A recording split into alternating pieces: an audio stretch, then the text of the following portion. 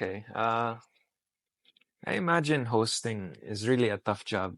If I look in from my view, because you have to perform even if you're not in the mood, right? So how do you go through with it if, let's say, yeah, you have a crisis in your life or something's bothering you? How can you just crack jokes there and just wing it or I nail it? mean, that's what my job is. So people pay me to do that. And sometimes you can't. Sometimes things happen and there are emergencies and you don't feel good about it. But And you you can don't, fake it. You can somehow just muscle through it. you, there's been times where I've tried and I just failed. And I would tell the truth. And I'll say, hey guys, like, I think that's also what some people like also because it's very transparent. I think I've hosted a show where I said, guys, I'll be 100% honest with you guys. I'm struggling right now to be funny. I'm struggling right now to have a good time because something happened. So, with that said, I will just as much as possible just go through the script as I read it and as I see it. I'll try to be light, but this has only happened maybe once or twice. Other than that, you can power through it. You can power through it. You just have to, and then you get off stage and you're like, all right, and you're back on, and you're off, and you're on. That's how it is. It's how it is. You just pretend. But you've hosted to mostly Filipino crowds. Have you done other crowds like other countries? Singapore, we And did what's the Singapore. hardest room or that or what's a tough The room? hardest room I've ever had was in the Philippines. I hosted a Cory Aquino book launch. Cory Aquino. Oh, She had just passed away. this was in '09, right? That was the time she passed. Yeah, so I hosted I'm like, why me? Right? So I just see Chris, the whole Aquino family, Cuanco family, they're all there. Very small gathering. Uh, and here I am, some Kano boy, right? 2009. So I really wasn't, The uh, person for that I particular was definitely job. not that person. It didn't fit. It did not fit. And if that would happen today, I'm totally fine. I can fit because I've got experience. I know these people. I can shift, right? But in 2009, I was a bit more fun. I didn't have such a serious side.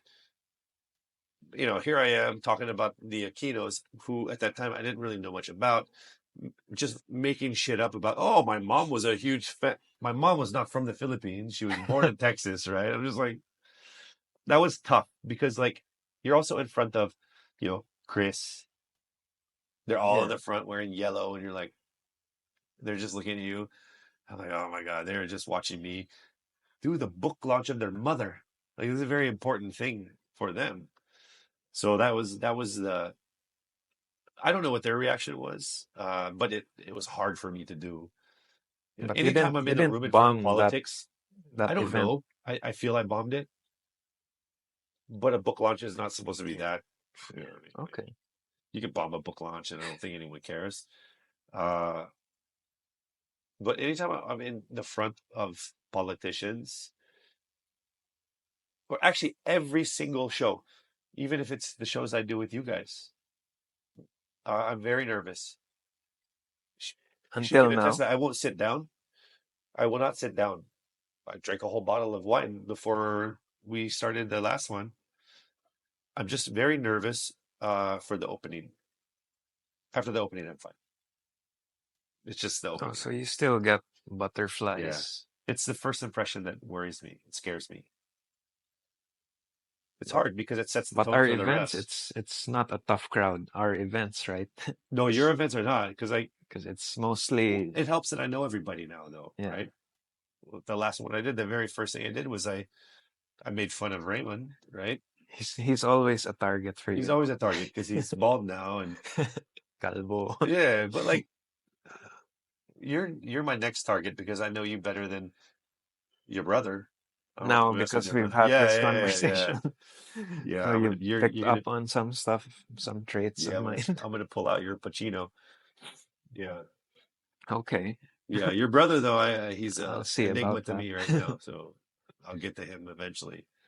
But then I might cross the line and be like, okay, why is he why is he talking about like yes like this? Okay, but before you host, you read the room first. Like, do you observe the faces, like I the profiles of the people I before try, you? I look out a little bit and see,